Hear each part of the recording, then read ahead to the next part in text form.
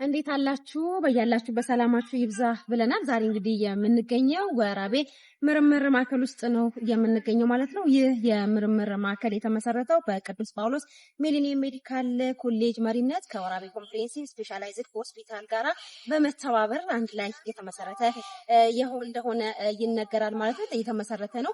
ዛሬ እንግዲህ በልዩ በተለይም እንግዲህ በክረምት ወራቶች ውስጥ ከሚደረጉ የመርሃ ግብሮች እንደ ሀገር ዋነኛው የችግኝ ተከላ መርሃ ግብር ነው ማለት ነው። በዚህ ምርምር ማዕከል ውስጥ እንግዲህ ከተለያዩ አካባቢዎች የሚመጡ የትልልቅ እንግዶች ጭምር በተገኙበት ማለት ነው። ይህ የጤና ሚኒስቴር ተቋማት በተገኙበት የችግኝ ተከላ መርሃ ግብር ይካሄዳል ማለት ነው። እንግዲህ የተለያዩ የችግኝ አይነቶች፣ የእጽዋት አይነቶች እዚህ ግቢ ውስጥ ይገኛሉ። እነዚህን የተለያዩ የእጽዋት አይነቶች ይህንን የምታዩትን የምርምር ማዕከል ሊያሳምሩና እንደዚሁም አረንጓዴ ለማድረግ በተለይም ደግሞ ነፋሻማ አየር እንዲኖር ከማድረግ አኳያ የአረንጓዴ አሻራ ማኖሩ ተገቢ በመሆኑ እነዚህ ተጠሪ ተቋማት እንግዲህ እዚህ የምርምር ማዕከል ውስጥ ይህንን መርሃ ግብር የሚያካሂዱ ነው የሚሆነው። እንግዲህ ብዙ ዝግጅቶች አሉ። ከጀርባ እንደምትመለከቱት እንግዶች እየገቡ ነው የሚገኘው። ንግግሮች ይደረጋሉ። እነዛንም ጭምር እንግዲህ በየመሃሉ ወደ እናንተ እያካተትን የምናደርስላችሁ ነው የሚሆነው። አብራችሁን ቆዩ። ይህ የወራቤ ኮምፕሬሄንሲቭ ስፔሻላይዝድ ሆስፒታል ማህበራዊ ገጽ